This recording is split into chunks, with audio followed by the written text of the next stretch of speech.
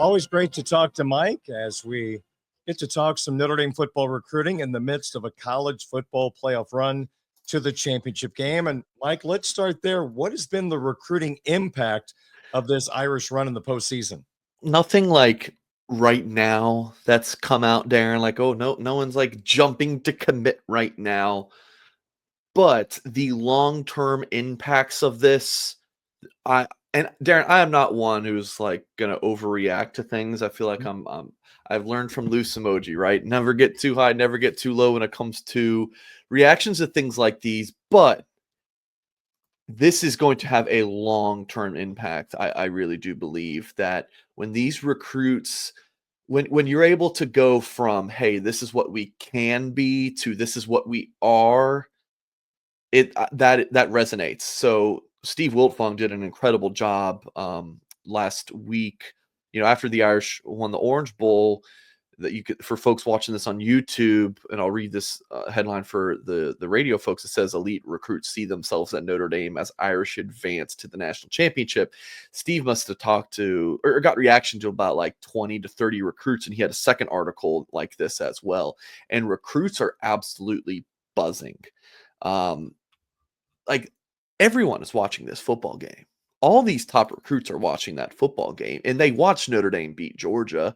Many of them watched Notre Dame beat Indiana. It was, that Friday night game. Here's what one recruit said. This is a four-star linebacker from Texas, Tank King, said Notre Dame is about to do something that has never been done before. They're about to prove that they are who they say they are. Coach Freeman is a great coach, and he has a way to pull the best out of his players, and to have the opportunity to potentially play for him is a blessing. And King also said that Notre Dame is, quote, as top as it can be regarding his list of scholarship opportunities. So, like, Notre Dame was in a good position for a lot of players in this upcoming 2026 recruiting class.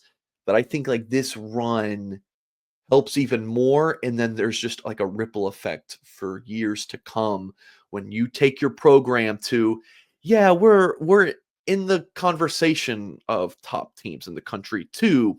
We are a legitimate national title contender. We are playing for that game. That's a big deal. So, this playoff run started after the 2025 recruiting class had already signed. So we're talking about 2026 guys who will sign in December of this year. So, we got a ways to go in this class, but Notre Dame's got a good start with several commits. And I really think this could be one of Freeman's best classes at Notre Dame. Which then makes you believe that this run Notre Dame is on in 2024 could be sustainable in the very near future. Now, coaches will move around. People are going to want Notre Dame coaches to come to their school. But this does feel like, with the culture he has created, a sustainable success rate for this Notre Dame football team. Yeah, we'll see what kind of turnover Notre Dame has after the championship game.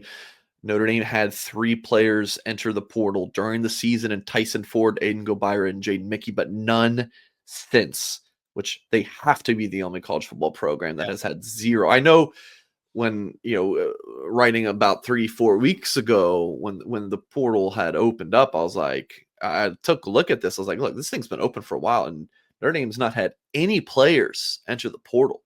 It was the only team in the college football playoff when all 12 teams were in. That Notre Dame was the only team that did not have a single player enter the portal in December.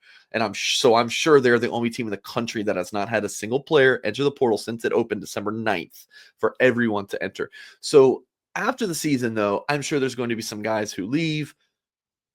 Will they be anyone very marquee? Probably not. So a long way to talk about your point, Darren. I think the roster next year is going to be stacked. Yeah. I think offensively it could be actually pretty special, and they don't even need to go to the portal for a quarterback. I mean, the running backs, everyone returns on paper except for Devin Ford. That could be a 3-headed monster with Jay Love, Aeneas, and JD Price. The receiver group might be pretty special with Jordan Faison and Jaden Greathouse a year older. You get Malachi Fields and Will Pauling in the transfer portal. Those guys look great. Tight ends should be really good. And the offensive line, Darren. Yeah. That could be one of the best groups Notre Dame's had in a while. And then the defense, you just expect them to reload. So it could be another really good year for the Irish in 2025. All-American Bowl. How many Notre Dame players were in that, and how did things go for Notre Dame players in that event? Yeah, so this is an event that I've always covered in person. Well, then for the past few years, but with Notre Dame making this playoff run, plus me having a newborn at home, was not able to make it to San Antonio. But Notre Dame had 5 players in this game. You had tight end James Flanagan, the 5-star offensive tackle Will Black, linebacker Anthony Sacca, and then Christopher Burgess, a defensive end from Chicago. And then how about this, Darren? The first year that class of 2026 players, I should say high school juniors are allowed to play in the game. These all-star events have kind of just lost their luster, to just call a spade, Darren.